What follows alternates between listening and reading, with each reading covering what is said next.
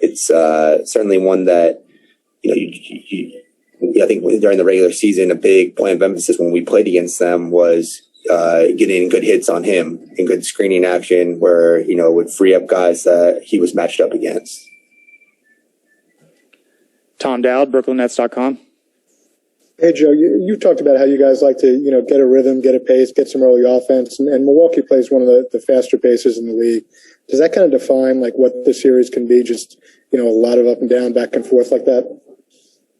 Yeah, I think so. I mean, you just never really know until the game gets here. I mean, two, smart teams with a lot of experience, a lot of playoff experience where,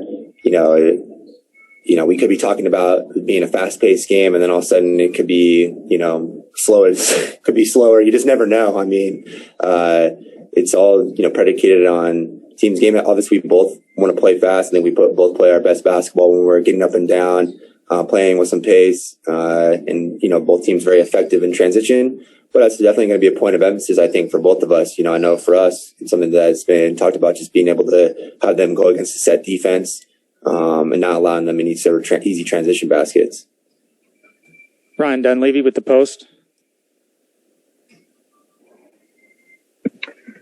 Hey, Joe, I know you weren't teammates for very long with Brook Lopez, but he was kind of like Mr. Net for a decade. I'm wondering what you remember about that, if, any interactions, how he helped you maybe during that brief time you guys were teammates here. Yeah, Brook is just one of my favorite guys in the NBA, and just the short time that we were together in Brooklyn, obviously got to know him pretty well. He's one of those guys that is just very charismatic. People gravitate to him. Everybody really likes him a lot. And then I got a chance to play with him again in the World Cup a couple of years ago. So I spent the summer with him, and definitely just one of my favorite people in the NBA. Steve Lichtenstein, WFAN. Hey, Joe, granted, winning the series was of the most importance, but what was your honest evaluation of where the defense was and where it needs to be? What do you have to do better to advance this round?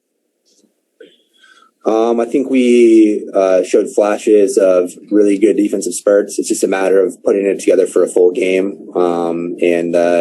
I think there was definitely improvement. There was definitely some games where we kind of slid a little bit. I thought early on in the series was probably some of our better defensive efforts, but a lot of good stuff, just in general, and stuff that hopefully we can build on. David with La Gazzetta dello Sport. Hey, Joe, looking at the series, what do you think is your advantage that will allow you, to win? To be honest, I don't think there's any one particular thing. I think just overall, it's about focusing on us, trying to improve. Like I was just mentioning, defensive side of the ball, I feel like we made improvements from the regular season. It's about building on that, trying to improve in that area, and just trying to do all the little stuff. I think we just have so much talent, offensive firepower, where we can still improve on that side of the ball, but a lot of the offense is predicated on how well you play defensively and being able to get out and transition and get easier baskets that way, limiting second chance opportunities and playing with a level of physicality that allows you to do that. Last question, Jeff Zilgett, USA Today. Hey, Joe, thanks for taking a few minutes. Blake was just talking about James Harden, and everyone knows he's an elite playmaker, but maybe from your perspective and some of the things he does that helps you out on the court, what are the finer points that separates him from other elite playmakers? I think just his level of communication with guys. It's almost like having another set of coach's eyes on the court, the way that he kind of sees the game and has a pulse on, how everybody is playing. And, he knows that especially for somebody like me, maybe if I haven't gotten a look or haven't had just an easy offensive touch in a little bit, he'll come down, talk about where he wants you to be, what kind of action he might want you to run in order for you to get a good look. But he does that with everybody. And he just kind of has a good sense of awareness as to what, how the game is going and how guys are playing.